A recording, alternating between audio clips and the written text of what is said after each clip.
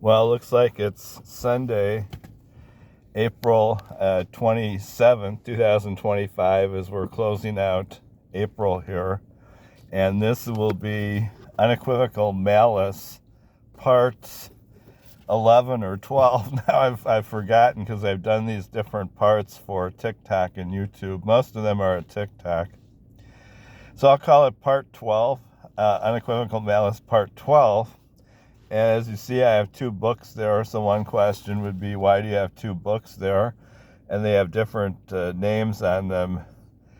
Well, because I wrote Unequivocal Malice approximately 21 years ago under a pseudonym. And then I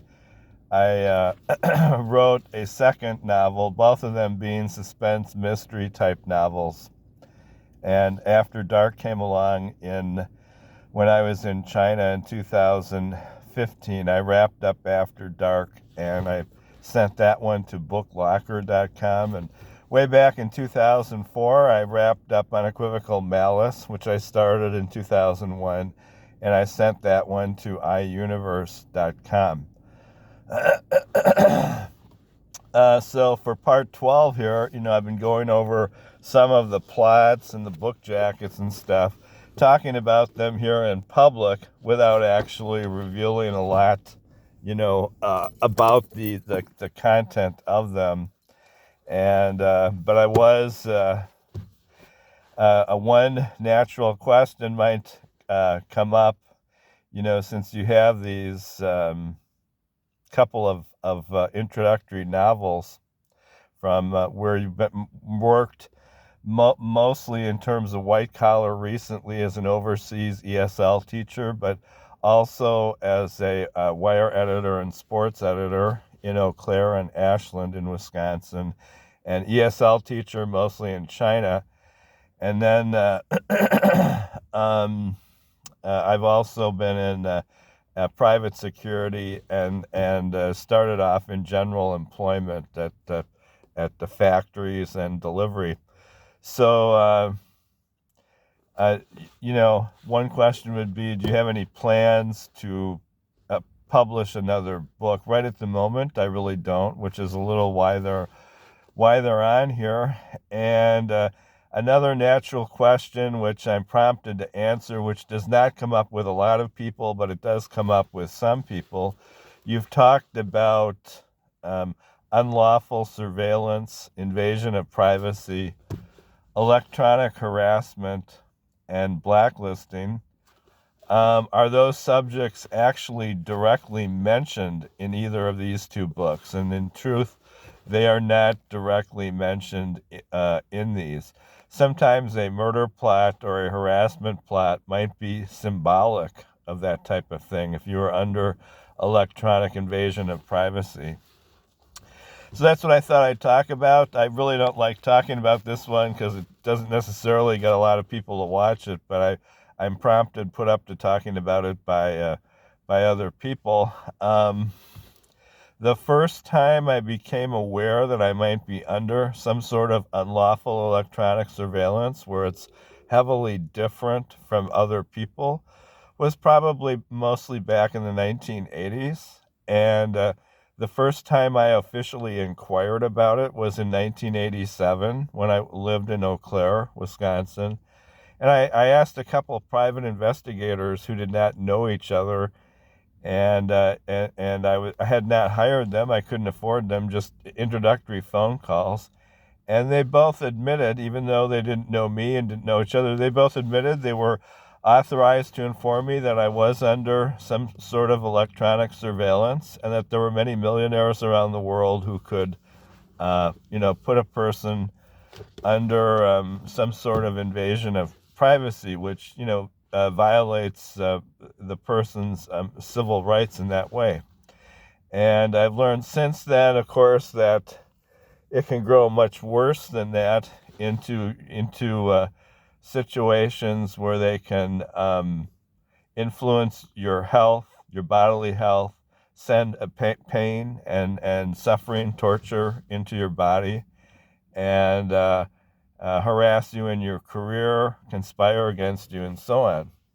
So I was just going over here, even though I don't mention it in these books, this might be a topic for future books, because subjects like this do come up a little bit in some of the bestsellers, especially back in the 1970s. There were a lot of magazines, people inform me.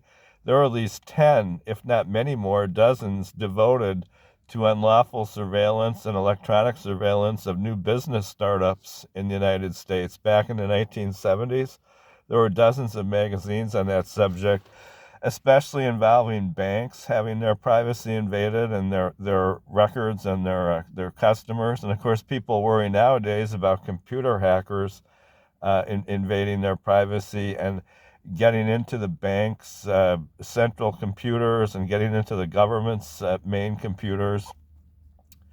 So in 1985, I happened to be at a couple employers, and the subject couldn't help but come up, because one employer wanted to hire me permanently at a heating oil company, and they were not able to. They told me they were receiving too many threats from other businesses, that I was only supposed to work for them temporarily through an agency for 2 days.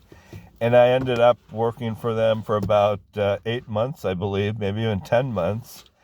And I got a lot more sales and did a lot more marketing work than what they thought I'd be able to accomplish. I did so much that they paid me commissions. They let me take my work and my work schedule to my house unsupervised. And they let me hang on to customer lists and things like that. So they did inform me that, per my request, could I be permanent at that heating oil company? And they did inform me that they're just receiving too many threats from other businesses in Milwaukee, that they'll be run out of business, that they cannot keep me permanently. So that first came up in 1985. And I was also at a business newspaper that year. And in its own weird way, the business newspaper informed me of the same thing. I was getting paid more by them for 3/4 time than my full-time jobs. And they informed me that I can be the greatest journalist they've ever seen, and they're not able to hire me. And but they said they thought I had good employment opportunities in Ohio and Illinois at that time, in 1985. Now, this was different from my initial employment experiences when I started in the 1970s. It seemed to be pretty much wide open in Milwaukee. I could have worked for a motorcycle factory for 10 years. I was at a large department store. I could have stayed there for 10 years. I was at a local chain of weekly newspapers, could have stayed there for 10 years. And there were about another half dozen or so of those. So I was very surprised in 1987 when these two private investigators told me there's a lot of millionaires around the world who could put you under unlawful surveillance, harass you in terms of employment, who know what how much is in your checking and bank accounts, and spy on you around the house and so on. And I was finding evidence of it at that time. Then I became certain of it in 1988 as these people very unhappily introduced themselves to me in a very unfortunate and unhappy way. So the question here was, book publishing is gradually sort of going extinct, like print newspapers. Do you think they're willing now, compared to the 1970s, to print something like that? All the electronic harassment, blacklisting, conspiracy. And blacklisting, by the way, technically that term refers mostly to the mistreatment of African American baseball players in professional baseball.